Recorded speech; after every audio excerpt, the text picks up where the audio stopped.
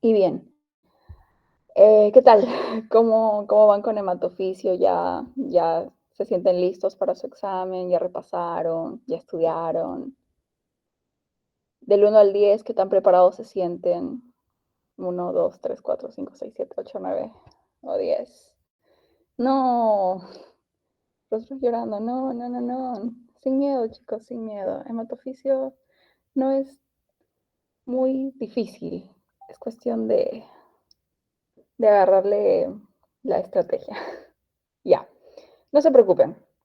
Vamos a aclarar algunas dudas con las preguntitas. ¿Con este repaso será suficiente para dar el examen? Yo espero que sí, chicos, yo espero que sí. Así dice Luis Marcelo. Ok, ya. Entonces empezamos, ¿ok? Hematofisiología. Y esta es la primera pregunta. Pregunta de hoy, pregunta del día. Lo digo de la noche. Bien. Aquí dice, ¿no? La inflamación por una noxa física o un trauma físico, por ejemplo, una quemadura en el dorso de la mano por agua caliente, producirá en primer lugar el aumento de... esto es con respecto a las fases de la inflamación, ¿no? Cuando uno se pincha el dedo, por ejemplo, con una espina de las rosas, por ejemplo, o cuando uno sufre una quemadura, como dice en las preguntas. Y bueno, las alternativas, flujo sanguíneo local, o bueno, eso se refiere al aumento del flujo sanguíneo local, la permeabilidad capilar, vasodilatación, tumefacción local, dolor. ¿Cuál creen que se produce primero al pincharse el dedo? Bueno, al quemarse el dorso de la mano. ¿Qué creen que pasa primero fisiológicamente? ¿Cómo es que nuestro cuerpo responde a un trauma físico? Aumenta el flujo sanguíneo, aumenta la permeabilidad, aumenta la vasodilatación, hay tumefacción. Claro que todos se producen, ¿no? Pero hay algo en particular que sucede al inicio. C, Abraham dice C, Bruno dice C, Adriana dice C, Samantha dice C. Y bueno, yo efectivamente estoy de acuerdo con ustedes, es la vasodilatación. Y vamos a explicar por qué. Porque lo demás también se produce, ¿no es así? Se produce, pero posterior a la vasodilatación. La alternativa A nos dice aumento del flujo sanguíneo local. La B nos dice permeabilidad capilar, o sea, el aumento de la permeabilidad capilar. La D, tumefacción local. Tumefacción local hace referencia a edema. Bueno, a la coloración rojiza, ¿no? Y el dolor. El dolor ya se produce después, ¿no es así? Y lo vamos a ver en esta diapositiva. La inflamación hace referencia a cuando nosotros sufrimos, o bueno, nuestros tejidos están eh, expuestos a algún tipo de trauma o algún tipo de infección que produce isquemia, ¿no es así? Entonces nuestros tejidos en ese momento se lesionan, digamos de acá. El tejido se lesiona y cuando el tejido se lesiona vienen las células inflamatorias, muchas células inflamatorias, neutrófilos, pero eso sí, de la inflamación aguda. No piensen que vienen los linfocitos. Ya saben, los linfocitos vienen después, porque son parte de la respuesta inmune de tipo adaptativa. La primera en responder es la tipo innata. Y es por ello que vienen varios neutrófilos, ¿no? Varios neutrófilos en particular. ¿Y qué hacen los neutrófilos? Los neutrófilos liberan sustancias proinflamatorias. E incluso la zona misma del tejido lesionado empieza a botar estas sustancias, histamina, bradicinina, serotonina, prostaglandinas. Y estas en particular tienen una función, ya que aparte de ser sustancias proinflamatorias, son vasodilatadoras. Por ello es que acá la primera fase o lo que se produce primero después de un trauma es la vasodilatación local. Ya después aumenta la permeabilidad, después la coagulación, después la migración de granulocitos y monocitos, o sea, la segunda línea de defensa, y después la tumefacción celular, ¿no? Entonces, la dilatación, o sea, que el vasito sanguíneo incremente de diámetro, ¿no? Para que incremente de diámetro y así se concentre mayor flujo sanguíneo, traiga más células, más leucocitos, para que se liberen muchas más sustancias proinflamatorias, prostaglandinas, etcétera. Y para ello se debe producir primero la vasodilatación. Ya posteriormente la permeabilidad capilar incrementa y la permeabilidad capilar hace referencia al endotelio, ¿no? Estos vasos sanguíneos están formados, bueno, sus paredes están formadas por endotelio vascular, que recuerden, las células endoteliales serían estas, ¿no? Célula endotelial, que no están completamente adheridas, tienen un espacio aquí, tienen un espacio. Y así, digamos que esta es la otra parte del endotelio. Ya. Se incrementa la vasodilatación, llegan muchas células, pero ya se produjo la vasodilatación y recién incrementa el flujo sanguíneo local y con ello se activan muchos receptores a nivel de esta capa, el ICAM, el BCAM y todo ello, y recién se produce el aumento de la permeabilidad capilar. Con permeabilidad capilar, quiero que ustedes tengan en mente que hace referencia a que las sustancias que están dentro del vaso sanguíneo van a migrar, van a salir por entre este espacio intercelular hacia el tejido, para recién producirse la inflamación, el edema, el aumento o sea, la tumefacción local. Recién se produce la tumefacción local. ¿Ya? Y el dolor se produce cuando estas sustancias salen, o sea, salen al tejido e irritan las fibras nerviosas que se encuentran a ese nivel, ¿ok? Por eso es que no puede ser ni la A, ni la B, ni la D, ni la E. Es vasodilatación, siempre vasodilatación. Y ya. Y bueno, acá les aumenté un otro concepto que es el efecto tabicador, ¿no? Cuando se produce la inflamación, digamos, por una bacteria que se metió en el tejido y obviamente nuestro cuerpo fisiológicamente va a responder contra esa bacteria para que no se siga diseminando, ¿no es así? Y por ello produce este tabique, por así decirlo, este pequeño coágulo para evitar que las bacterias, para evitar que esas sustancias proinflamatorias se diseminen en todo el tejido. Imagínense qué pasaría si se disemina en todo el tejido, ¿no? Sería desastroso. Entonces eso es lo que sucede. Prácticamente retrasa la diseminación de tanto tóxicos como bacterias. Ya. Ahora, otra imagen que les puse acá es la manifestación de las fases de la inflamación, ¿no? Miren, acá tenemos un dedito que, bueno, se pinchó con la espina de una rosa, ¿no? Se pinchó con la espina de una rosa, se produjo la injuria, el trauma, y después de ello, gracias a la que se produjo la vasodilatación, se produce el rubor y el calor, ¿no? Como el vasito sanguíneo se incrementó, recuerden, cuando hay vasoconstricción a nivel periférico, nuestros dedos se ponen muy fríos, ¿no es así? Pero si hay vasodilatación, entonces hay más calor, por eso es que se produce el calor. Y aparte el rubor, ¿no? Porque la sangre es rojita, hay mayor concentración de sangre, mayor flujo sanguíneo, entonces se pone más ruborizada. Ya después, cuando incrementa la permeabilidad capilar, se produce el tumor, el edema. ¿No es así? Cuando todas esas sustancias del vasito sanguíneo salen hacia el tejido intersticial, hacia el tejido que se está inflamando. Posteriormente el dolor, ¿no? Por irritación de las terminaciones nerviosas. Y ya se produce la escara, cuando ya pasó el proceso de inflamación por la hinchazón y el dolor y todo ello. ¿Okay? Siguiente pregunta.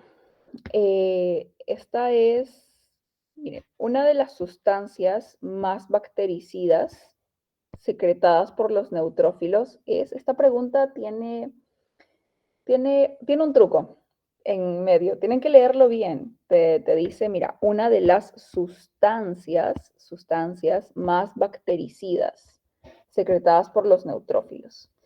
No te dice específicamente qué enzimas tiene el neutrófilo, Tengan cuidado con eso, ¿ok?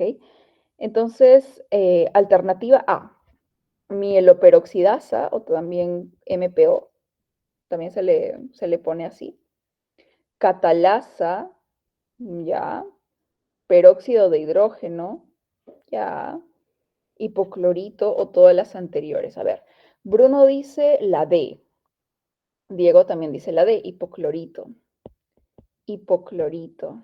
Ya, vamos a ponerlo acá, hipoclorito. ¿Hay alguien más que opina lo contrario o están de acuerdo con Bruno y con Diego?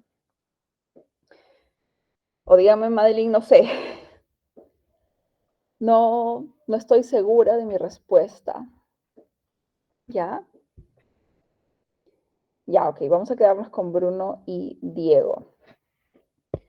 Efectivamente, es el hipoclorito. ¿Pero por qué, Madeline?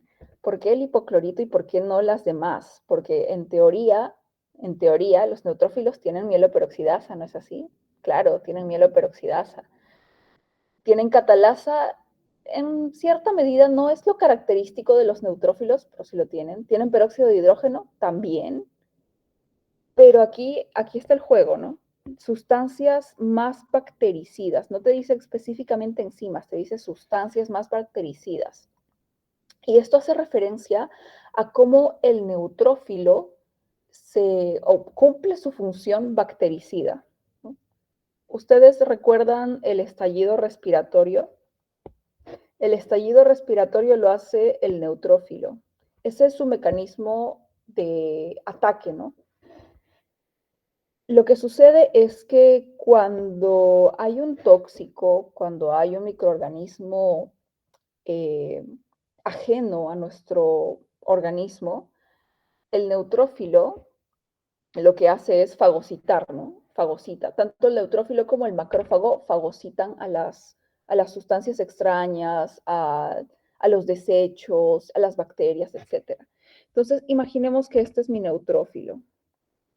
Este es el neutrófilo, aquí está hipersegmentado con sus 4 núcleos. Y viene, ¿no? Viene una sustancia, viene digamos, una bacteria. Ya, el neutrófilo va con la bacteria y lo fagocita, ¿no? Fagocita a la bacteria. Pero ¿cómo lo mata? ¿Cómo hace que la bacteria se destruya? A través del estallido respiratorio. ¿Ya? Cuando y cuando, por así decirlo, ingiere a esta bacteria, forma un fagosoma. El fagosoma hace referencia a la bacteria dentro del neutrófilo. Y cuando forma el fagosoma, el neutrófilo automáticamente se activa. El neutrófilo se activa y recuerden que dentro del neutrófilo ya hay sustancias que aún no son bactericidas, que necesitan de que el neutrófilo se active y que por medio de enzimas se conviertan en sustancias mucho más complejas que sí son bactericidas, ¿ya? El neutrófilo tiene oxígeno molecular, tiene agua, tiene mieloperoxidasa, tiene gránulos azurófilos. Y cuando se activa el neutrófilo, el oxígeno molecular que está dentro del citoplasma, a través de una enzima que se denomina la NADPH oxidasa, este oxígeno molecular pasa a formarse superóxido. Y es este, miren, este de acá. Oxígeno elevado a la negativa. Yo lo conozco así.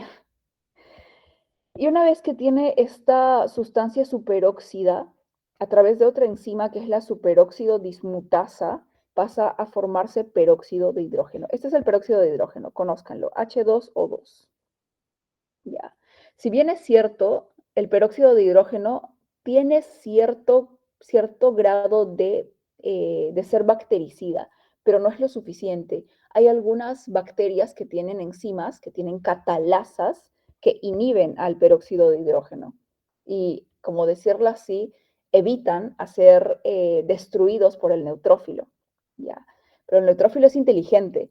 El neutrófilo es inteligente y dice, ya, ok, entonces no van a responder a mi peróxido de hidrógeno, entonces yo voy a unir otros elementos y voy a aumentar la capacidad bactericida de mis sustancias, de mis sustancias bactericidas, ¿no? Y es lo que hace. Agarra al cloro y a la mieloperoxidasa que ya está dentro del neutrófilo. y no como medio de sumación hace que estos reaccionen y recién se forme el ácido hipocloroso, o también denominado como hipoclorito. Y esta sustancia efectivamente es la más bactericida del neutrófilo. Y actúa de esta forma, ¿no? La mieloperoxidasa junto con el peróxido de hidrógeno y el cloro forman el hipoclorito. Y este hipoclorito degrada al patógeno que está dentro del fagosoma del neutrófilo. Por eso es que es la alternativa de hipoclorito. No se olviden del hipoclorito. Como les dije, peróxido de hidrógeno sí tiene cierto grado, pero por ser una respuesta un poco ambigua, nos vamos por la de el hipoclorito. La catalasa efectivamente está con el neutrófilo, pero asocian más la catalasa con las bacterias. Las bacterias tienen catalasa para poder evitar ser digeridos, ser destruidos por los neutrófilos. Y la mieloperoxidasa es como una sustancia que precede al hipoclorito. O sea, sirve para producir hipoclorito. ¿Ok? Ok. Y bueno, no puede ser todas las anteriores, ¿no? Porque esta es una enzima, esta es una enzima. El peróxido de hidrógeno como que no tanto. Esta es más específica, el hipoclorito. ¿Ok? Siguiente pregunta. Dice, respecto al sistema de complemento. Uy, el sistema de complemento. ¿Recuerdan las opsoninas, los fragmentos C5A, C3A, opsonización? ¿Qué más? Quimiotaxis, anafilotoxinas. Ok. Y te dice, ¿no? Respecto al sistema de complemento, señale la afirmación correcta. La opsonización es la selección de un patógeno para su fagocitosis y su destrucción, ¿ya? La B dice, el fragmento C5A se relaciona con los mastocitos y basófilos activados. Esa está como medio sospechosa. La activación de la vía clásica se inicia ante la presencia de inmunocomplejos. ¿Saben lo que son inmunocomplejos, chicos? Inmunocomplejos. ¿Recuerdan a los inmunocomplejos? ¿Cuáles son los inmunocomplejos? ¿O qué son? ¿A qué hacen referencia los inmunocomplejos? Complejo antígeno anticuerpo, exacto. Ese es un inmunocomplejo, muy bien. La siguiente dice, un objeto difícil de fagocitar es aquel de superficie rugosa, difícil de fagocitar, ¿ya? La opsonización está directamente relacionada con el fragmento C3 del complemento opsonización. Mira, aquí nos pone dos opsonizaciones. Entonces, chicos, ¿cuál creen que sea? Alternativa A, alternativa B. A. La opsonización es la selección de un patógeno para su fagocitosis y destrucción. Ya, Diego dice la A. Alguien dice otra. Bruno dice la C. La activación de la vía clásica se inicia ante la presencia de inmunocomplejos. ¿Alguien dice otra o está de acuerdo con Diego, de acuerdo con Bruno?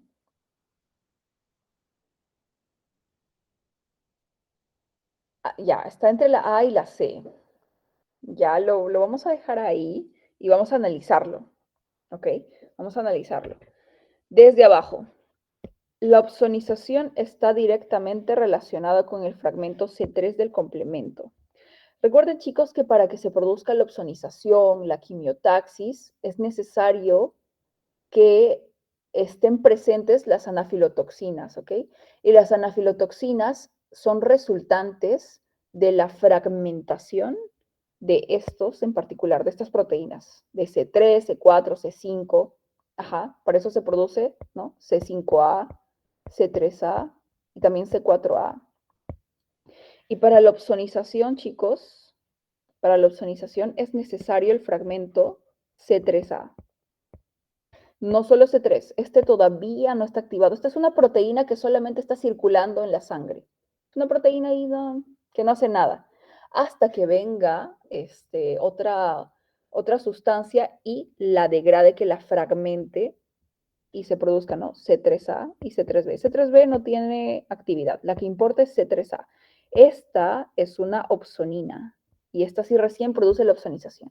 Entonces la E no puede ser. ¿Qué te dice la D? Un objetivo difícil de fagocitar es aquel que tiene superficie rugosa. No es cierto, porque, es más, es mucho más fácil fagocitar una superficie rugosa, porque a los leucocitos se les hace más fácil reconocer las células que son extrañas. O sea, si nuestras células tienen una membrana lisa, por así decirlo, y es fácil reconocerlas. Pero si viene otra sustancia que es, o otro complejo que es así todo rugoso, todo feo, digamos que sea despeinado, ese sí sería extraño, ¿no? Más bien con mayor razón yo lo veo y digo, lo tengo que fagocitar. Y es por ello que es mucho más fácil fagocitar a un objetivo de superficie rugoso, ¿no? Entonces la D tampoco puede ser. Veamos la B. El fragmento C5A, y esta es una anafilotoxina, se relaciona con los mastocitos y basófilos activados. Esta también como que está medio sospechosa, medio sospechosa. Ya. Vamos por la A. La opsonización es la selección de un patógeno para su fagocitosis y destrucción. Aquí hay algo que deben recordar. La opsonización no es la selección en sí. La opsonización es, ¿cómo decir? El marcado. Es como que yo agarre una tableta de chocolate y le ponga una etiqueta que diga, este chocolate vale 15 soles. Lo mismo hace la opsonización. Agarra la bacteria, digamos esta bacteria, y le pone un marcado, ¿no? Que pongámoslo este puntito. A este proceso se le denomina opsonización. La opsonización no es la selección, es el marcado, es como el etiquetado, ¿no? No es la selección, así que la A no puede ser. Recuerden eso, que la opsonización es como etiquetar algo eh, o, o ponerle como una señal, ¿ya? Eso es la opsonización. ¿Y qué te dice la C? Que es lo que Bruno dice, ¿no? La activación de la vía clásica, recuerden que hay dos vías, hay tres vías, lectinas, clásica y la alterna, se inicia ante la presencia de inmunocomplejos, o sea, antígeno más anticuerpo. Yo voy con la alternativa de Bruno porque es la que más se acerca, ¿no? Aquí está la estrellita, sí, efectivamente. Y lo vamos a explicar aquí. Esta es la vía clásica, ¿no? Y aquí te dice, mira, la activación por la vía clásica se realiza a través del complejo antígeno-anticuerpo. Esta es la más específica, la que nunca va a cambiar, ¿ok?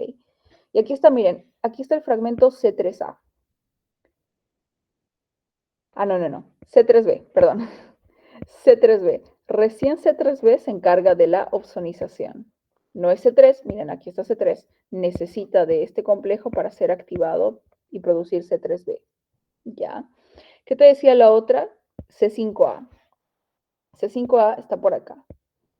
C5A sale de C5 y miren, que tiene dos funciones, ¿no? Activación de mastocitos y basófilos y la quimiotaxis. Y lo mismo te dice acá, ¿no? Pero al tener esta respuesta de que la activación de la vía clásica se inicia a la presencia de inmunocomplejos, que es mucho más específica, nos vamos por esa alternativa.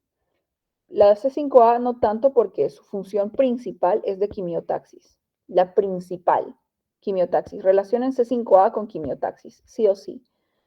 La activación de mastocitos y basófilos, como tienen muchos más, C3A y C34A, como que no se considera específico en las alternativas. ¿Okay? Entonces, la correcta es la alternativa C. La activación de la vía clásica se inicia ante la presencia de inmunocomplejos, antígeno, anticuerpo. Ya. Siguiente pregunta. En una leucopenia, ¿saben lo que es leucopenia? ¿O a qué hace referencia la leucopenia? Leucopenia, penia, leucocitosis, leucopenia. Bajo recuento de leucocitos, exacto. Menos leucocitos de lo normal, exacto. ¿Y cuánto es lo normal? ¿Cuánto es lo normal, chicos, de leucocitos? ¿O entre qué valores está leucopenia? Leucocito normal. 6.000 a 9.000. Sí, por ahí. Por ahí. 5.000, 10.000. Claro, depende de la literatura que usen. 6.000 a 9.000. Exacto, sí. Por encima, leucocitosis. Por debajo, leucopenia. Ok. Entonces, en una leucopenia se puede administrar el filgastrim. Este es un fármaco. Ups. Que es una versión artificial del factor estimulante de colonias de granulocitos.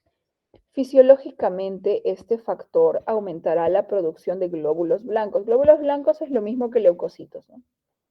Especialmente de, ¿cuáles? Neutrófilos, linfocitos, monocitos, eosinófilos o basófilos.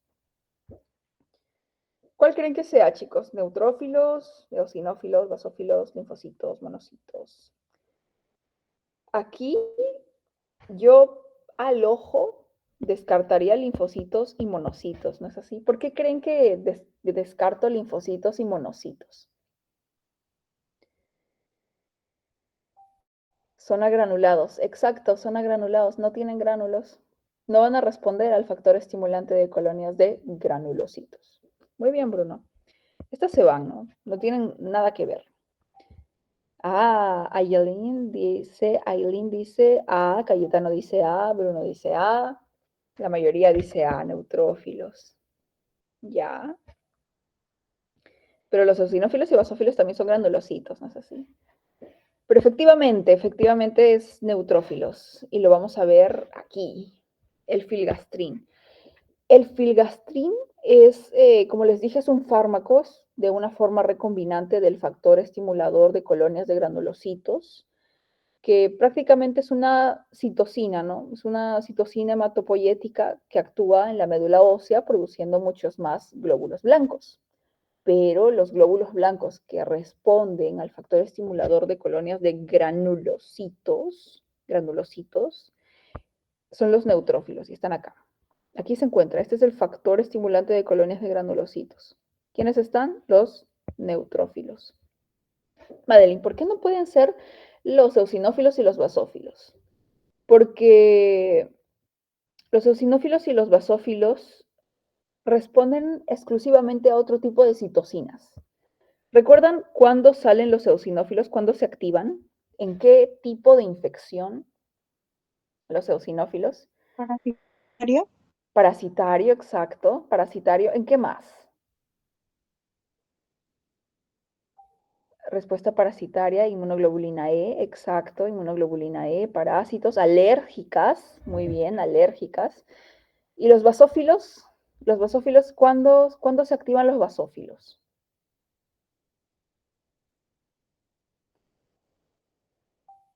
Asma, ya, muy bien, asma, alergia, rinitis, muy bien, muy bien. Los eosinófilos, los basófilos se activan en asma, se activan en parásitos, se activan en hongos, etcétera, etcétera, etcétera. ¿Ya? Y por ello es que responden a otro tipo de sustancias, alérgenos, muy bien, muy bien. Los eosinófilos incrementan gracias a la interleuquina 5. Los basófilos, tanto interleuquina 5 como interleuquina 3. No tanto el factor estimulador de colonias de granulocitos. ¿Ok? Y los linfocitos y monocitos no pueden ser porque no son granulocitos. Y ya, ¿qué más les puedo decir acá? Ah, recuerden que el filgastrim, ya lo van a ver más adelante cuando lleven farmacología, lo usan en particular para pacientes que son neutropénicos, pacientes que que tuvieron algún tipo de leucemia, pacientes que tuvieron algún tipo de inmunodeficiencia de tipo primaria de neutrófilos, o pacientes que están sometidos a radioterapia, quimioterapia, ¿no? Que reducen obviamente el recuento de leucocitos. Para ello se usa el filgastrin, para pacientes neutropénicos. ¿Ya? Entonces yo pienso que ahí está todo claro. Pasemos a coagulación, hemostasia. Hemostasia y coagulación. Ok, ¿qué te dice? Respecto a la hemostasia, señale la afirmación correcta. Alternativa A. La adhesión plaquetaria requiere del receptor GP2B3A. Ya. La agregación plaquetaria requiere de GP1B. O el factor 7 inicia la vía intrínseca. La trombina se necesita para formar fibrina y la plasmina para degradarla. Los factores de coagulación 2, 7, 9, 10 son dependientes de vitamina K. A ver, dicen la D, la D, la D.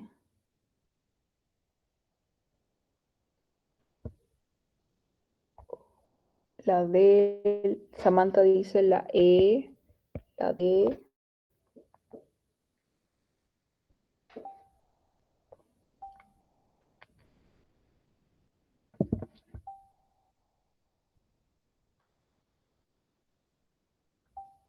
la D,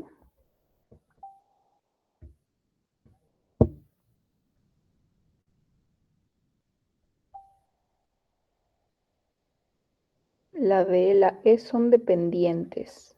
Ah, ya se dio cuenta de la E. Ya, efectivamente, la mayoría dice la D, ¿no? La trombina se necesita para formar fibrina y la plasmina para degradarla. Es esa,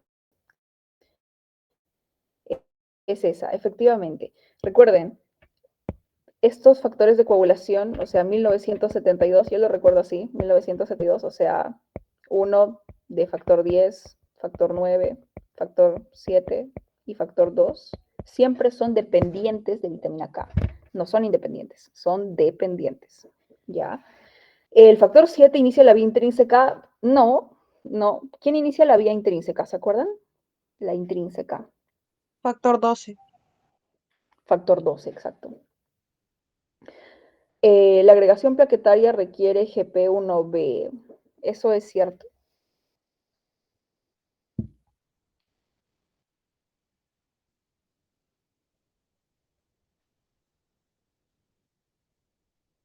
La adhesión plaquetaria requiere GP2B3A. Esto puede escucharse un tanto confuso, ¿no es así? Pero lo vamos a desglosar para que lo puedan digerir de una forma más fácil. Pero hasta eso, el factor, la vía intrínseca, ¿no? Aquí está la vía intrínseca.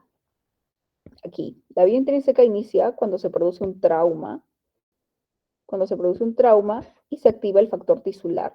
Y en conjunto con el factor tisular, no, esta es la extrínseca. Junto con el factor tisular y el 7, recién se activa la vía intrínseca. No la extrínseca, digo. La intrínseca es con el 12, acá. Superficie dañada, activa el factor 12. 12, 7 y factor tisular, ¿ok?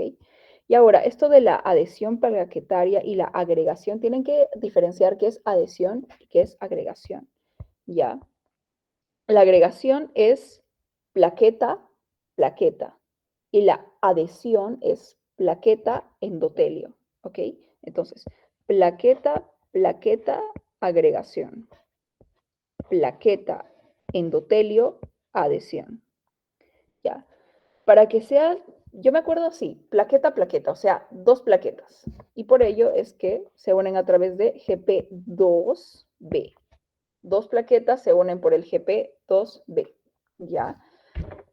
Pero no se unen directamente membrana de plaqueta con membrana de plaqueta, sino se unen a través del fibrinógeno. O sea, el complejo fibrinógeno y GP2B, este receptor, recién hace que ambas plaquetas se unan, ¿ya? Eso es lo que tienen que tener en cuenta. Ahora, para la adhesión plaquetaria hacia el endotelio, actúa el GP1B, el receptor, y también el factor de von Willebrand. Estos hacen un complejo y adhieren la plaqueta al endotelio, ¿no? En ambos casos se forman complejos, ¿no? El complejo receptor con fibrinógeno y el complejo von Willebrand con el receptor GP1B. Entonces, por ello se descarta, ¿no? La adhesión que es con el endotelio, se produce con GP1B, no con GP2B. La agregación, que es plaqueta, plaqueta, sí se produce con el GP2B y no con el GP1B. ¿Ok? Ahí explicamos por qué es que en 1972 no son independientes de vitamina K, son dependientes. ¿Ok? Bien, siguiente pregunta. En el hemograma se considera desviación derecha al aumento de porcentaje D, y esto se relaciona con el déficit de, a ver, neutrófilos hipersegmentados y cianocobalamina, abastonados y ácido fólico, mononucleares, vitamina B9, granulocitos polimorfonucleares y vitamina B12, neutrófilos maduros y vitamina B6.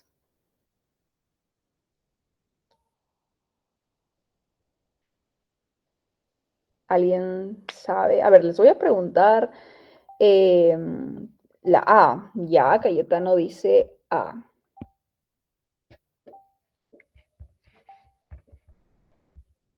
La mayoría dice A. Yomi, Adriana dicen D. Ya. ¿Hay otra respuesta?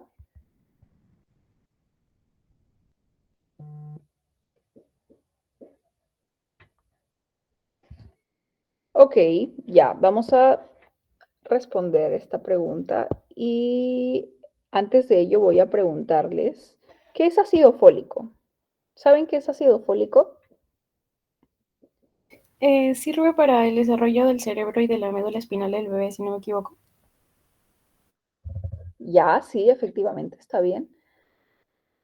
¿El ácido fólico y la vitamina B9 son lo mismo o son diferentes? Es lo mismo. Es lo mismo, efectivamente son lo mismo. ¿Y la cianocobalamina, saben qué es?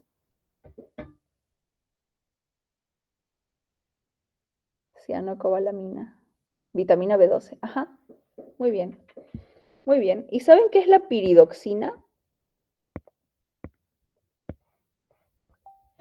La B6, exacto. La vitamina B6 es la piridoxina.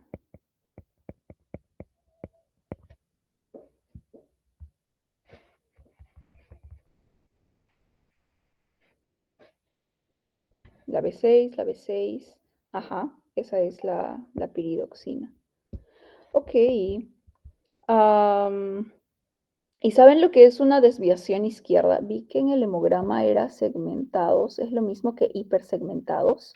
No, no es lo mismo. No es lo mismo segmentados que hipersegmentados, porque segmentados haría referencia a un neutrófilo con 4 lóbulos. Hipersegmentados hace referencia a un neutrófilo con más de 5 lóbulos. Eso es hipersegmentado, que es más de lo normal. Lo normal es que sea así, con 4 lóbulos. 4, 3 lóbulos, ¿ya? Así que hipersegmentados, no. No es lo mismo que segmentados. Ya. ¿Y saben lo que es eh, un neutrófilo abastonado? Es un neutrófilo inmaduro. Es un neutrófilo inmaduro, claro, claro. Es este, ¿no? Este es un neutrófilo abastonado y me salió horrible. Este es un neutrófilo Como que abastonado. en forma de herradura. Exacto, con una forma de herradura. Ese es el abastonado. Y cuando yo digo desviación izquierda, ¿saben lo que es una desviación izquierda? Vamos a ponerlo acá. Desviación derecha y desviación izquierda. ¿Ya? Desviación derecha, así como, bueno, empezamos con la izquierda. Desviación izquierda hace referencia al aumento de neutrófilos inmaduros. ¿Okay? Vamos a poner acá, inmaduros. A que el recuento de estos bastonados exceda lo normal. ¿Ya? Entonces, ¿qué creen que sea desviación derecha? Si aquí está los inmaduros y que hay un neutrófilo con 4 lobulitos, ¿quién creen que está acá? Serían neutrófilos, un aumento de hipersegmentados, exacto, exacto. Y ya con eso ya saben cuál es la respuesta. Hipersegmentados, exacto, exacto, Melanie. La respuesta sería la A, ¿ya? Porque aquí está, neutrófilos hipersegmentados por la cianocobalamina, por el déficit de cianocobalamina. ¿Alguien sabe qué ¿Alguien sabe qué, qué se produce cuando hay un déficit de vitamina B12?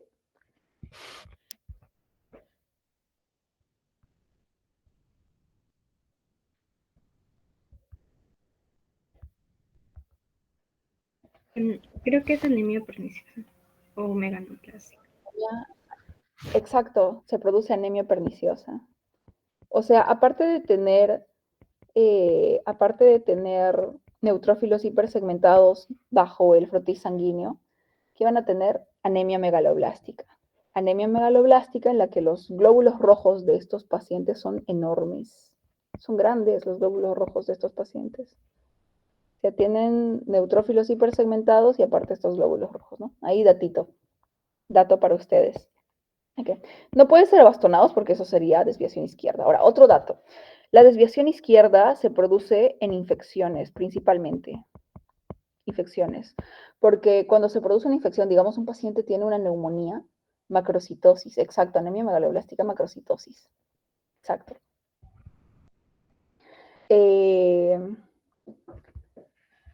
Ya, como les decía, cuando un paciente tiene neumonía, el cuerpo responde, ¿no es así? El cuerpo responde, los neutrófilos van, los neutrófilos normalitos, los neutrófilos que tienen 4 lóbulos. Pero hay un momento en el que esos neutrófilos mueren y es necesario recomponer la cantidad de esos neutrófilos. Entonces, ¿qué hace la médula ósea? Responde. La médula ósea produce más neutrófilos, pero son neutrófilos inmaduros. Y por eso es que el recuento de esos neutrófilos abastonados excede a la cantidad de los neutrófilos maduros y eso se traduce en una desviación izquierda. Por eso cuando lleven semiología, cuando lleven medicina interna 1 y estén rotando en el hospital, van a escuchar el famoso, cuando el doctor le pregunta, ¿no?, a su interno, ¿tiene leucocitosis? Y el interno le dice, sí, doctor, tiene leucocitosis. ¿Desviación izquierda? Sí, tiene desviación izquierda. Ah, ya. Entonces, ¿qué quiere decir? Que su cuerpo está respondiendo. Si no responde, si no tiene desviación izquierda, si no hay desviación izquierda, es porque o la médula está fallando o el cuerpo recién va a responder. ¿Ok? Ahora, ¿qué más? La C te dice mononucleares, vitamina B9. Mononucleares, no responden a vitamina B9. Los mononucleares son los linfocitos, ¿no? No. Granulocitos polimorfonucleares, estos serían los normales, vitamina B12, ¿no? Son los hipersegmentados. Neutrófilos maduros tampoco. Y la vitamina B6 piridoxina no tiene que ver con la anemia megaloblástica y tampoco tiene que ver con la maduración de los neutrófilos. ¿Ok? Ok. Y acá les puse, ¿no? Causas de desviación izquierda, desviación derecha y también la anemia megaloblástica, ¿no? Aquí. Recuerden, la anemia megaloblástica eh, se produce tanto por déficit de vitamina B12 o déficit de vitamina B9 o en conjunto, puede ser, ¿no? Cuando un paciente tiene malabsorción, por ejemplo, malabsorción en la que sus enterocitos no reabsorban a nivel intestinal la vitamina B9, B12, B12 en particular, principalmente B12, o un vegano suele sufrir de anemia megaloblástica ya cuando se vuelve crónico, o los pacientes anémicos también. Entonces, siguiente pregunta es, estudiante de la Facultad de Medicina Humana de la Ricardo Palma, sin antecedentes de importancia, acude a su examen médico. Acude a su examen médico anual de hematofisiología. En la muestra venosa de sangre periférica llama la atención el aumento de leucocitos, ¿no? Miren, estos leucocitos, tiene leucocitosis. Y la presencia de bastonados en 7%, ¿no? Está elevado, está elevado. Con estos criterios, usted pensaría primero que, a ver, dice, es una leucocitosis fisiológica. O es una leucocitosis con desviación izquierda, es una leucocitosis con desviación derecha, es una leucocitosis con desviación ultra izquierda, o es una leucocitosis leucemoide y habría que estudiar la etiología. A, es una leucocitosis fisiológica, ya, Diego dice A. ¿Quién más? B, Cayetano dice que es una leucocitosis con desviación izquierda.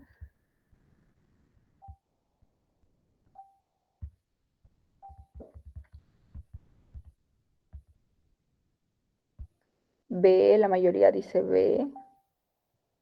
B.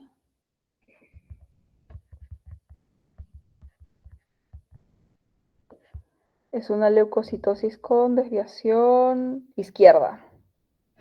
Efectivamente, ¿no? Es esa. Es una leucocitosis con desviación izquierda. Ahora, ¿podría ser una leucocitosis fisiológica? Podría ser, pero en el momento, bueno, la pregunta no te dice que el estudiante está sometido bajo estrés, porque usualmente la leucocitosis fisiológica se produce por eso, por estrés. Digamos que la pregunta te diga, ¿no? Estudiante de la Facultad de Medicina Humana, está muy nervioso, se le subió la frecuencia cardíaca porque está a punto de dar su examen de hematofisiología. Y se le realiza un hemograma y se presenta leucocitosis. Sí, definitivamente, yo también tendría leucocitosis. Entonces, desviación ultraizquierda, ya. Y la presencia de bastonados. En ese caso sí podría ser leucocitosis fisiológica, pero como no te dice eso, se pone como, es una leucocitosis con desviación izquierda.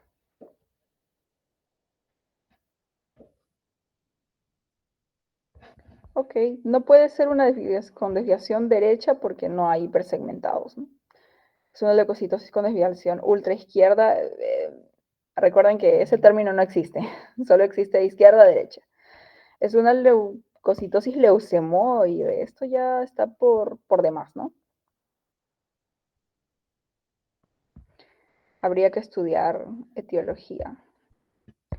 Ok, entonces, siguiente pregunta.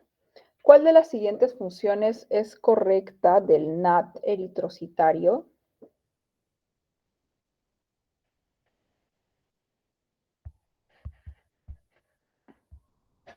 A. Favorece la formación del ion férrico. Recuerden, tienen que ver esto, ¿no? El NAT eritrocitario. No te dice NADPH. El NADPH es otra enzima. Favorece la formación del ion férrico para el transporte de carboxihemoglobina. Ya. Favorece el glutatión oxidado para evitar los efectos de radicales libres. Permite a la metahemoglobina reductasa evitar la oxidación del hierro.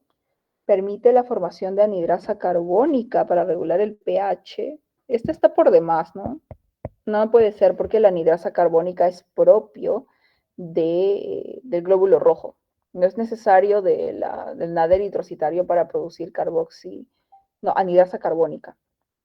La C, permite a la metahemoglobina reductasa evitar la oxidación de hierro. Ya, me agrada. Se ve que han estudiado. Permite la amortiguación de la carga de hidrogeniones por la hemoglobina. Amortiguación. La hemoglobina no es amortiguador. Recuerden eso. Entonces no puede ser la E, no puede ser la D. La A favorece la formación del ion férrico. ¿Alguien sabe cuál es el hierro o en qué estado está el hierro dentro de la hemoglobina para que pueda transportar oxígeno? ¿Está en estado ferroso o está en estado férrico? ¿+2 o +3?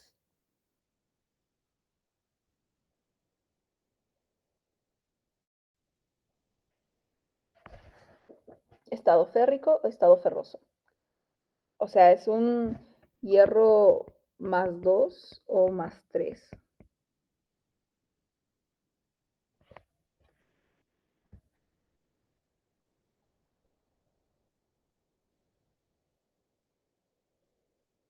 Es en +2, chicos. Uy, es en +2. Estado ferroso.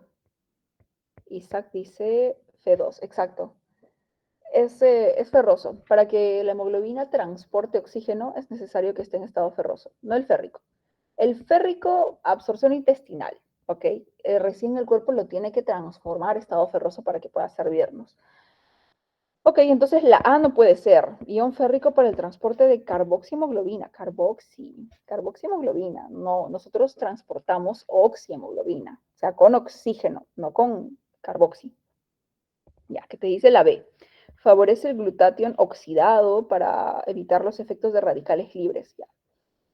Para los radicales libres, no se necesita de glutatión oxidado, se necesita de glutatión reducido. ¿Okay? Entonces, efectivamente, la alternativa es la C. Uy, aquí está la estrellita. Permite la metahemoglobina reductasa evitar la oxidación de hierro, porque imagínense, ¿no? Imagínense que tienen un hierro más 2, se oxide y te dé un hierro más 3. No es así, no debería ser así. Ya no vamos a poder transportar oxígeno. Y aquí tenemos, esta es la función del NAD eritrocitario, ¿no? Es crucial para mantener el hierro en su estado funcional, que es el hierro ferroso, el hierro más 2. Aquí está, la hemoglobina con el hierro más 2. Cuando está con el férrico, con el más 3, se denomina metahemoglobina, que esta no nos sirve, no debería estar en nuestro cuerpo. De hecho, hay un anestésico que se denomina prilocaína, que causa la metahemoglobinemia. Y el paciente se vuelve azul, ¿no? Se vuelve muy azul. Es decir, que su cuerpo no está siendo correctamente oxigenado. Pero para nosotros es necesario la hemoglobina con estado ferroso. Entonces, lo que hace el NAD eritrocitario es evitar que el hierro en estado ferroso pase al estado férrico, que es el que no nos sirve. ¿Y por qué no puede ser lo demás? Por esto, ¿no? Los radicales libres no necesitan de NAD eritrocitario, sino de NADPH. El ion férrico está en la metahemoglobina, que no transporta oxígeno ni CO eficientemente. ¿Qué más? La anhidrasa carbónica es una enzima, como les dije, propia de los eritrocitos, ¿no? No es necesario de NAD eritrocitario. Y la hemoglobina amortigua el pH uniéndose a los hidrogeniones, pero esto no requiere de NADH. Ya, ok. Siguiente pregunta. ¿De cuál de los siguientes factores depende la viscosidad sanguínea? A ver, de la capacidad de deformidad del glóbulo rojo, de la velocidad de un vaso sanguíneo, del recuento de plaquetas, del gasto cardíaco y la bulimia. Eso ya es cardio, ¿no? Eso es cardio. La D, gasto cardíaco. La A, Bruno dice la A, capacidad de deformidad eritrocitaria. Acá dicen gasto cardíaco. Melanie dice A, Cayetano dice A. Aquí ya van 3.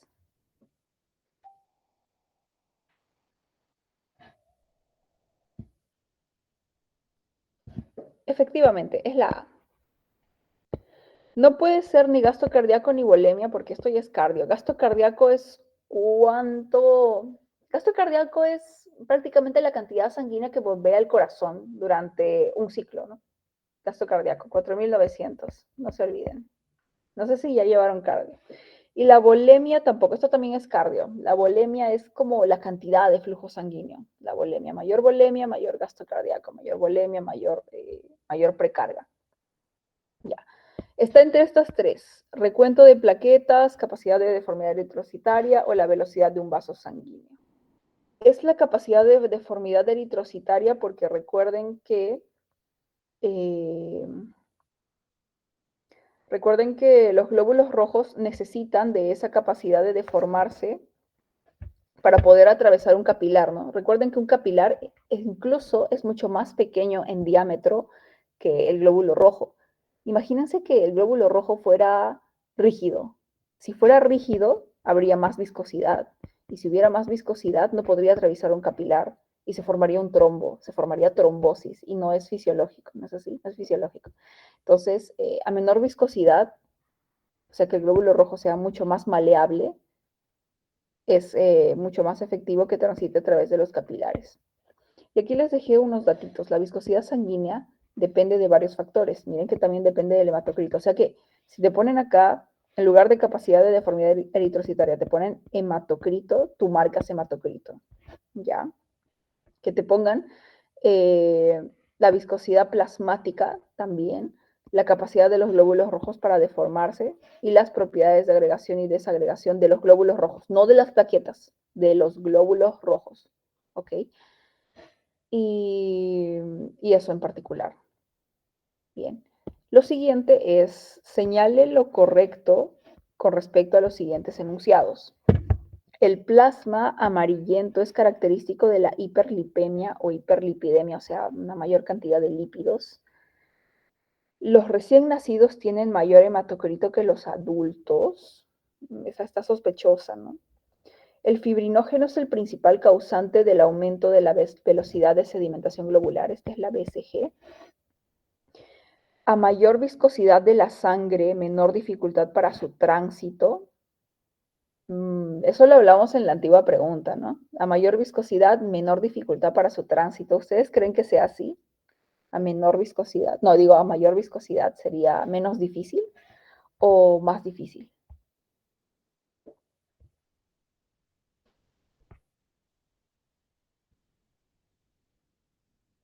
Sería más difícil, ¿verdad? Porque mayor viscosidad, hay mayor riesgo de trombosis. Ya. Entonces, esta no puede ser, ¿no? No puede ser la D. Los pobladores de la sierra tienen menor hematocrito que los de la costa. ¿Qué les dijeron en su teoría? Más difícil porque es más espesa, exacto. Más riesgo de trombosis. Y chicos, en hematofisiología yo supongo que les dijeron, ¿qué sucede cuando una persona vive a 3.000, 4.000 metros sobre el nivel del mar? ¿Cómo es su hematocrito? ¿Cómo es su hemoglobina? ¿Es mayor? ¿Es menor?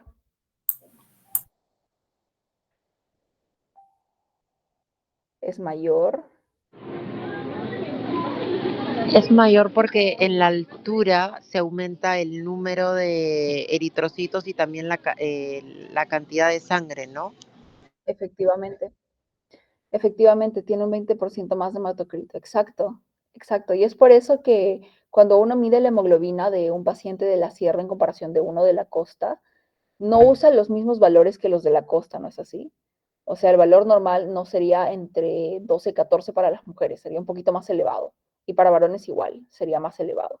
Porque fisiológicamente ellos al estar en un lugar de altura donde no hay oxígeno, pues se producen más glóbulos rojos. Y por ello es que el hematocrito es mayor y el conteo de glóbulos rojos también es mayor.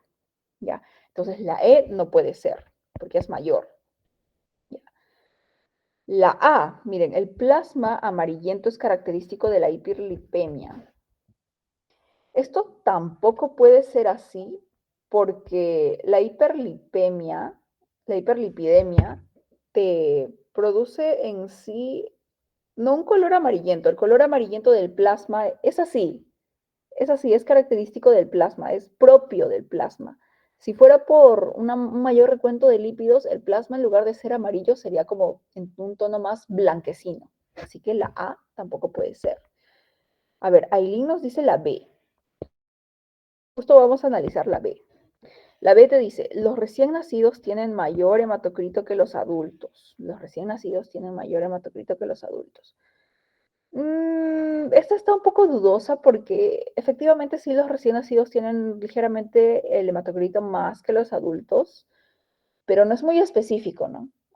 En cambio, la C, que te dice que el fibrinógeno es el principal causante del aumento de velocidad de sedimentación globular, esta sí es más específico. Por eso es que la alternativa es la C. Lo que sucede es que, ¿saben lo que es la velocidad de sedimentación globular? La velocidad de sedimentación globular hace referencia a cuando el glóbulo rojo, o bueno, al tiempo en el que el glóbulo rojo se junta con otros y precipiten, que sedimenten, por así decirlo. Se refiere a eso. Y la pregunta nos hace referencia a qué sustancias hacen a que este tiempo, a que la velocidad de sedimentación globular se incremente, a que la rapidez, que digo, la rapidez de sedimentación de los glóbulos rojos se incremente. Y efectivamente es el fibrinógeno, porque el fibrinógeno hace que los glóbulos rojos se agrupen entre sí, ¿no? Que se hagan como estos, que se forme como una cadena. Y si forman una cadena, miren que están más juntitas, es mucho más fácil que precipiten, ¿no? Que se sedimenten, por así decirlo. Y por ello es que la velocidad de sedimentación globular incrementa. A esto, así para darles en dato, para patología clínica, se llama fenómeno de Rayleigh. Y se observan diferentes patologías, en particular de mieloma múltiple. ¿Ya? Cuando el BCG, en mieloma múltiple también el BCG está incrementado. Este es un marcador inflamatorio, un marcador de la inflamación, así como el PCR también. ¿Ya? Pero sí para el fin de examen, el fibrinógeno es el que incrementa la velocidad de sedimentación globular. ¿Ya? Y acá les dejé otras causas de aumento de velocidad de sedimentación globular. Miren que la anemia también, ¿no? La anemia también incrementa. La macrocitosis, las aglutininas frías, aquí está el fibrinógeno, aumento de globulinas, la hipoalbuminemia también, la fiebre en ciertos casos, fallo renal, embarazo, infecciones. Por eso, aunque en las infecciones no usan tanto el BCG, usan más el PCR. Inflamación de igual forma, neoplasias, el dengue, el SIDA, etc. Y hay muchos, ¿no? Hay muchos, pero la pregunta hace referencia a la hiperfibrinogenemia, el fibrinógeno. ¿Ya? Siguiente pregunta es, los factores que provocan el desplazamiento de la curva de la disociación de la hemoglobina, ¿recuerdan esa curva? Es como esta, ¿no? La curva o se va para allá, o se va para acá, o se va mucho más atrás. La curva de disociación de la hemoglobina, ¿cómo es? La curva de la disociación de la hemoglobina. Marque la incorrecta, que te dice aumento de 2.3 difosfoglicerato, aumento de la concentración de hidrogeniones, disminución de la PCO2, disminución del pH o el efecto Bohr. ¿Cuál creen que sea?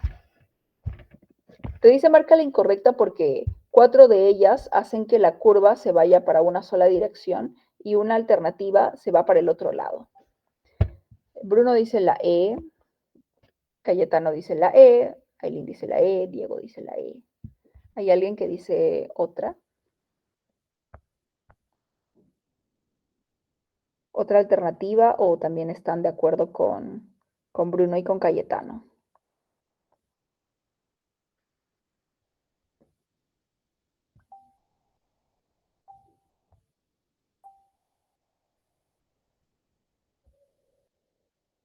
Dijo que marquemos el que es para el lado contrario. Claro, claro, para el lado contrario, porque 4 de ellas sí te llevan para un lado, pero la C, la C, ya se dieron cuenta, ya se dieron cuenta. Efectivamente es la C, porque las otras te llevan al lado derecho. El aumento de 2.3 bifosfoglicerato te lleva para allá. El aumento de la concentración de hidrogeniones. Miren, yo les voy a enseñar un truco para esta curva. La curva se va hacia la derecha cuando todos los elementos aumentan. Y la curva se va hacia la izquierda cuando todos los elementos bajan. ¿Ya? Y me dirán, pero Madeline, hay uno que en particular, o sea, si aumenta la concentración de hidrogeniones, pero también disminuye el pH. ¿Ya? Esto es igual, es lo mismo. Porque recuerden, la disminución del pH, o sea, que el pH sea ácido, hace referencia a que los hidrogeniones están incrementados, ¿no? Es como al revés. Si disminuye el pH es porque hay más hidrogeniones. Si hay más hidrogeniones es porque hay menos, porque el pH está bajo. ¿Ya? Entonces, prácticamente esto es como incremento de hidrogeniones. Y miren, todos suben, aumento, aumento, aumento. Pero Madeline, ¿qué es el efecto Bohr? El efecto Bohr es esto. Es como la forma elegante de decir cómo el incremento del CO2 hace y la reducción del pH desplazan la curva hacia la derecha. O sea, esto que se vaya para allá. Ese es el efecto Bohr. Ya. Por eso es que la alternativa es la disminución del PCO2. Porque el PCO2 te estaría llevando la curva hacia la izquierda, ¿no? Todos estos. Miren que todos disminuyen, disminuye, disminuye, disminuye. Pero este en particular no disminuye, ¿no? Cambien el pH por hidrogeniones. Si disminuyen los hidrogeniones, entonces la curva se desplaza hacia la izquierda. Y si incrementa, se desplaza hacia la derecha. Así. Entonces, eso es lo que sucede. Siguiente pregunta. Que te dice, con respecto a la composición química del plasma, después del agua, el componente más abundante. Este está fácil, chicos, este está fácil, componentes del plasma. Albúmina, ya ni siquiera tendría por qué explicarlo. Albúmina A, exacto. Es albúmina. Y Madeline, ¿hay globulinas? Claro, hay globulinas, hay sodio, hay creatinina, hay urea, pero esto es en menor cantidad. la que predomina es la albúmina. Nunca olviden a la albúmina, lo van a ver en todas partes. Lo van a ver en fisiopato incluso. Cuando una persona sufre de enfermedad renal crónica, la albúmina está bien reducida, bien reducida. Por eso es que los pacientes con enfermedad renal crónica tienden a sufrir de anasarca. ¿Ya? No tienen proteínas y por eso es que el líquido del plasma tiende a irse hacia los tejidos. Y los pacientes cuando tienen una crisis de enfermedad renal crónica vienen bien hinchados, ¿no? Bien hinchados, llenos de líquido y le tienes que dar grandes cantidades de furosemida, de diuréticos para que vaya reduciendo ese edema generalizado en todo el cuerpo. Busquen anasarca en Google y ya me van a entender. Es por la albúmina. La albúmina también recuerden que es una proteína que transporta diferentes sustancias, ¿ok? Ok, y aparte que también para las personas es importante la albúmina porque cuando tú le das un fármaco, la albúmina en ciertos casos atrapa ese fármaco y hace que la cantidad de fármaco libre que actúa en sí sobre el organismo sea menor y proteja al organismo del cuerpo humano. Y el efecto del fármaco también sea relativamente prolongado, ¿no? Que no sea tóxico para el organismo. Ya. Y aquí está, ¿no? Esta es la albúmina, 57%. Hay globulinas, hay fibrinógeno, hay protrombina, efectivamente, y hay iones, pero en menor cantidad. Siguiente pregunta. Señale cuál de las siguientes es una célula progenitora pluripotente. La célula, la gran célula, la progenitora, por así decirlo, la célula madre. La A, la A, la A, la A. Sí, ¿no? Esta pregunta sí está fácil.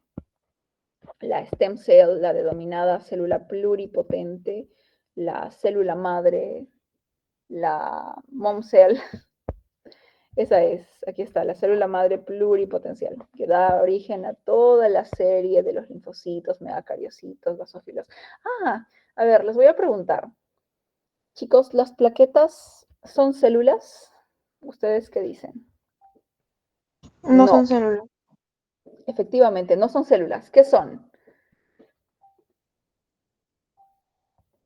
Fragmentos del megacariocito. Fragmentos del megacariocito, exacto. Son fragmentos del megacariocito. El megacariocito sí es una célula. Cuando se fragmenta, ahí están las plaquetas. Muy bien, muy bien. Yo creí que les iba a agarrar con esa pregunta, pero veo que han estudiado.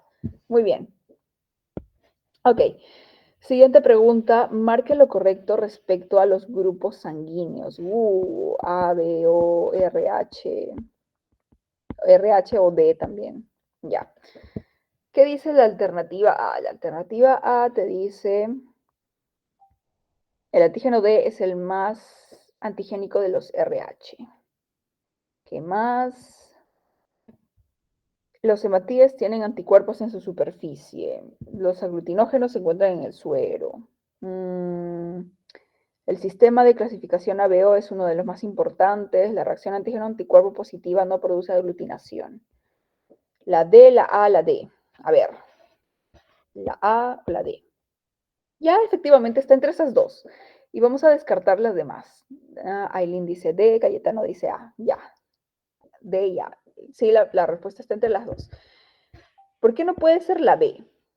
¿Por qué no puede ser la B, chicos? ¿Los hematíes tienen anticuerpos en su superficie? No, tienen antígenos. Efectivamente. Los antígenos son los que están en la superficie de los hematíes. ¿Dónde están los anticuerpos? ¿En el plasma? En el plasma, exacto. Los anticuerpos están rondando en el plasma. Estos son los anticuerpos. ¿Y los aglutinógenos se encuentran en el suero?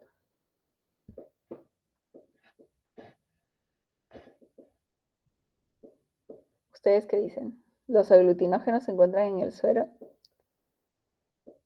Eso está en el citoplasma, exacto. Recuerden, chicos, aglutinógenos y antígenos son lo mismo. Antígeno, aglutinógeno es lo mismo. ¿Ok? Y están en la membrana, en el citoplasma, no, en la membrana de la célula. No está en el citoplasma, está en la membrana. ¿Ok? Ok, entonces, ¿qué te dice la E? La reacción antígeno-anticuerpo positiva no produce aglutinación. No, falso, porque sí produce aglutinación. Por eso es que cuando hacen la prueba del ABO, van a ver cómo los glóbulos rojos empiezan a crenosarse y se separa, ¿no? Se separa del plasma. Entonces la E, ni la B, ni la C. Puede ser la A, efectivamente el antígeno D es el más antigénico del RH. Y recuerden el antígeno D, recuerden el grupo RH, porque hay una enfermedad, hay una condición importante que sí les van a preguntar más adelante en fisiopatología, que se llama la enfermedad hemolítica del recién nacido. Cuando la madre es RH negativa y el hijo es RH positivo. Ahí se produce la eritroblastosis fetal. O sea, la madre tiene un bebé al inicio, el primer bebé sale normalito, pero como después la madre se sensibiliza, hay mucha probabilidad de que el segundo bebé sea atacado por los anticuerpos que produce la madre en contra del primer bebé, que no dañó al primer bebé, pero sí va a dañar al segundo bebé. Por ello que se le tiene que hacer pruebas de sangre a una madre gestante que sea negativa. ¿Sí? ¿Alguna pregunta? Sí, también creo que era probable que al tercer bebé era casi lo más seguro que siempre lo iba a atacar. Algo así leí en Guyton. Efectivamente, efectivamente. Y por ello es que se le tiene que hacer revisión a las gestantes. Y ustedes también, chicas, tienen que saber su grupo sanguíneo. Aunque lo usual es el no negativo, eso sí. Bueno. Ok, entonces la D nos dice el sistema de clasificación ABO es uno de los más importantes. Efectivamente, pero el sistema de clasificación ABO no es el único, recuerden, no es el único. También está el RH. Por eso es que nos vamos principalmente por la A. La A, que es el antígeno D, es el más antigénico de los RH. Y aquí está. Aquí esto lo saqué de, no me acuerdo, creo que de Dynamedics, que es la base de datos de la universidad. El antígeno D es el más inmunógeno de los antígenos RH. ¿Ok? Y bueno, aquí les dejé una tablita para que puedan recordar, ¿no? El grupo A, AB, B, el grupo AB, el ABO. Estos serían los antígenos. Los anticuerpos estarían por acá. Y este es un RH negativo, que no tiene antígenos. Por eso es que el grupo, nosotros somos donantes universales, ¿no? Siguiente pregunta. Respecto a la fragilidad osmótica de los eritrocitos, fragilidad osmótica. Aquí vamos a ver sustancias hipotónicas, hipertónicas. Recuerden eso. Señale lo correcto. La forma de los glóbulos rojos no está determinada por las fuerzas osmóticas. Uy, eso está raro. Está muy raro. ¿Qué más? Las soluciones hipotónicas hacen que los eritrocitos pierdan agua. Los hematíes se crean en soluciones hipotónicas. Los eritrocitos fantasmas, ahí dice fangasmas. Fantasmas son producto de la hemólisis. A ver, hay índice D, Melanie dice D, ya. Los rubrocitos aumentan de volumen ante una solución hipertónica.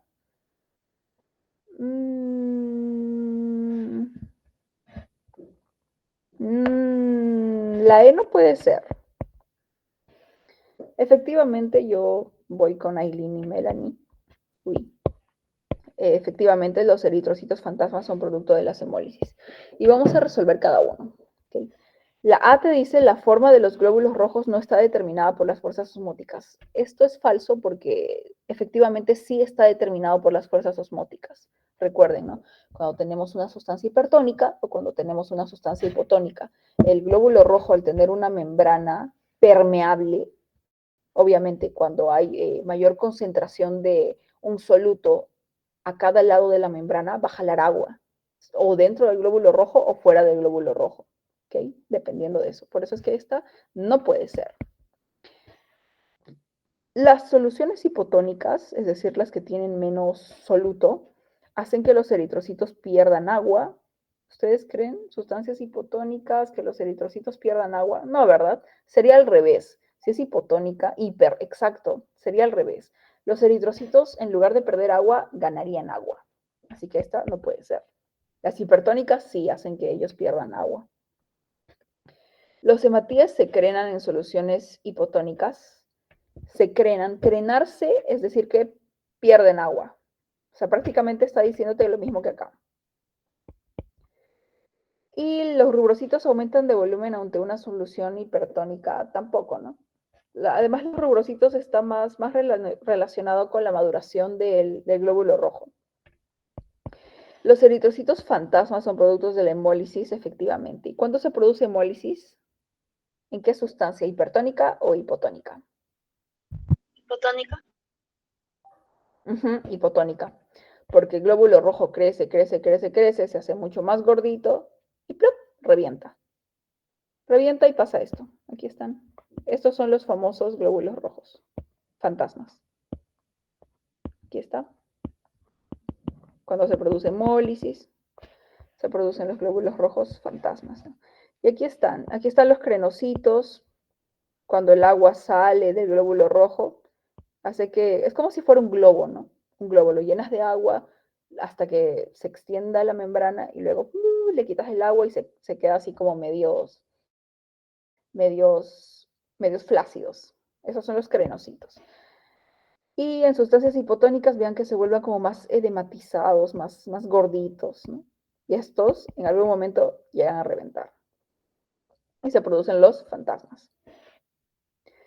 Bien, las plaquetas provienen de... Uy, esto está fácil, chicos, esto está fácil.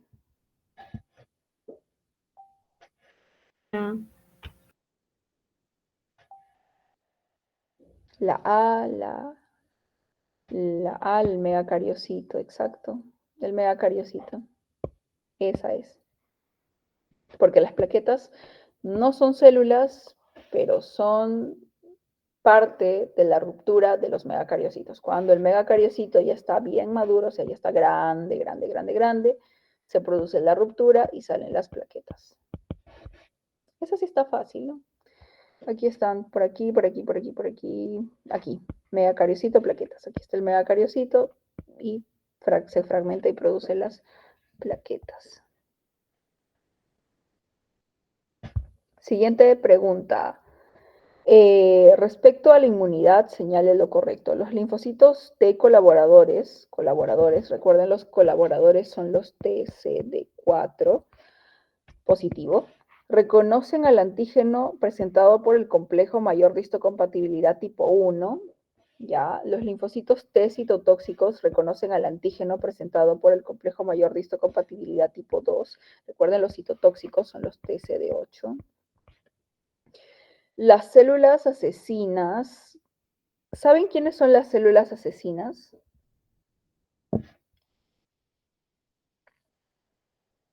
Natural killer, los linfocitos natural killer. Exacto. Exacto, son las células NK. ¿Y saben en qué tipo de respuesta inmune salen las natural killer? ¿Adaptativa o innata? Innata, exacto. Y entonces, ¿estarían direccionadas por los linfocitos T activados? Si son de la innata.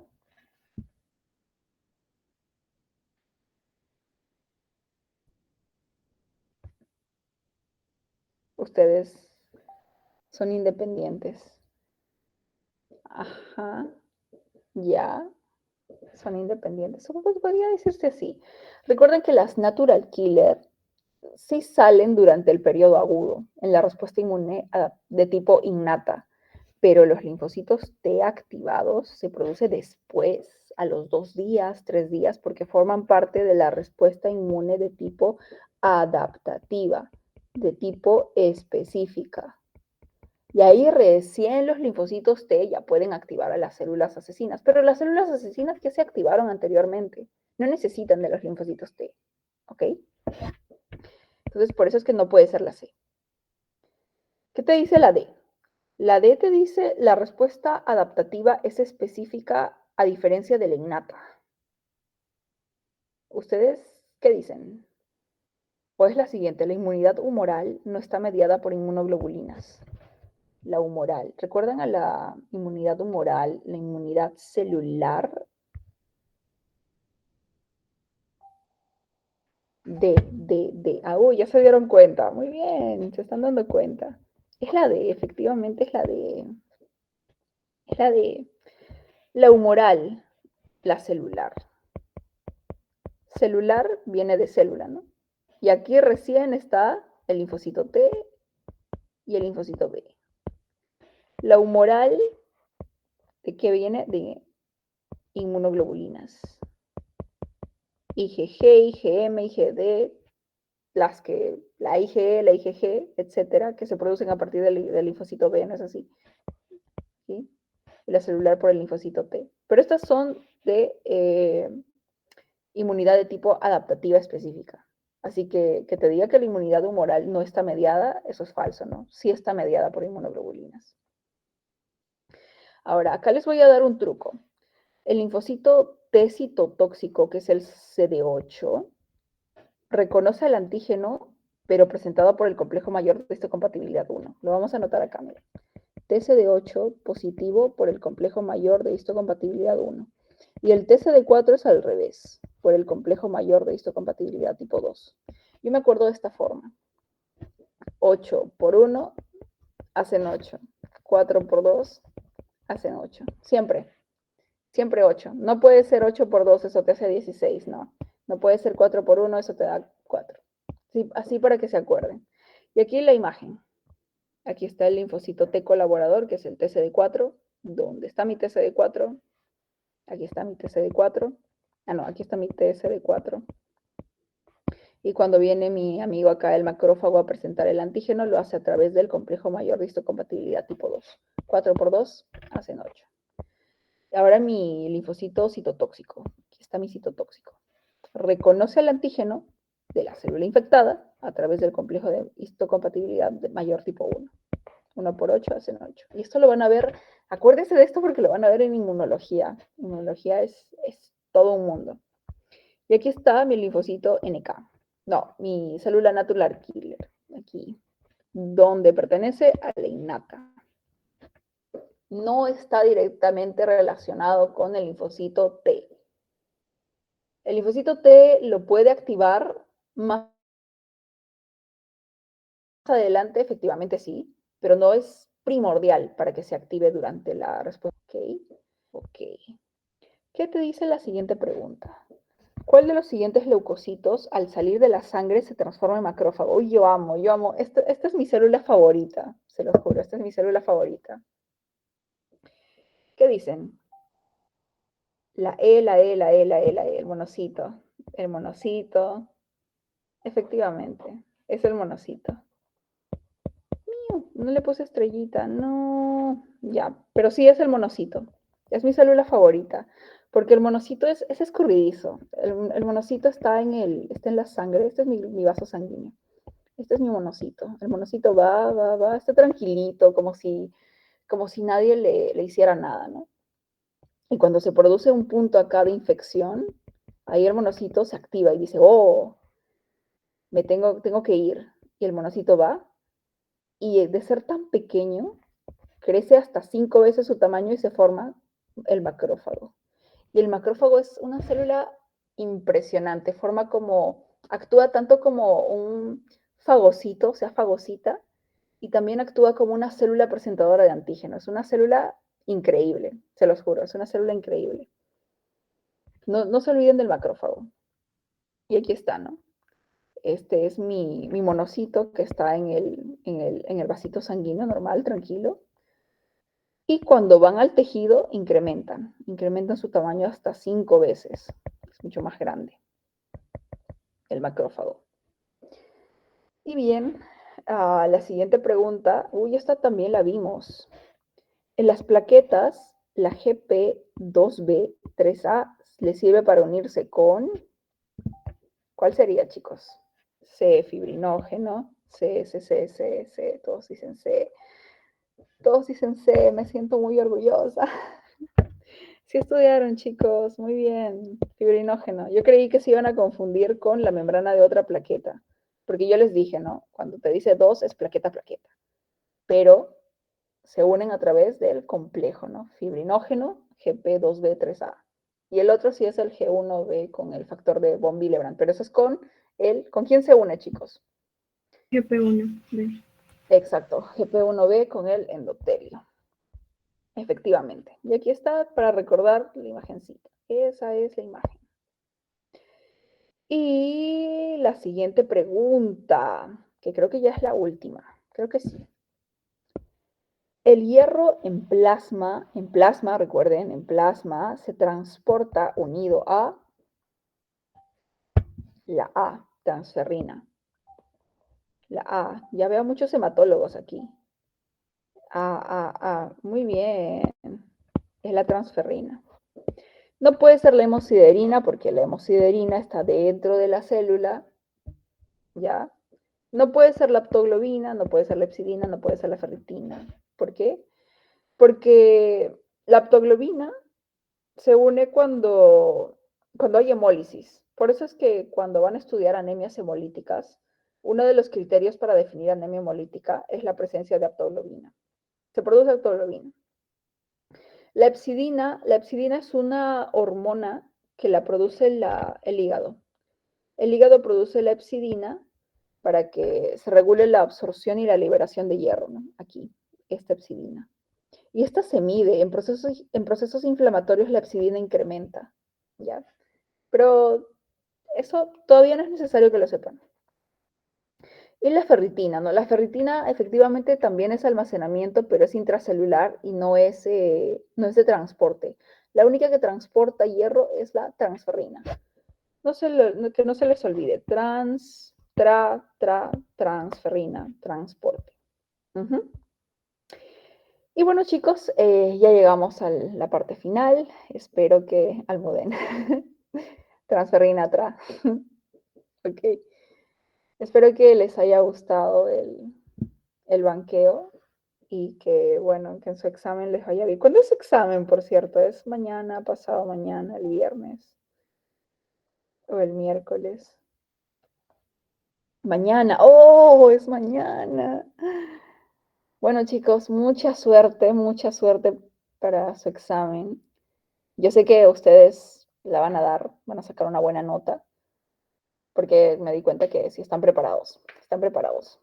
Un último repaso y ya. Están listos para ese 20. Gracias, muchas gracias.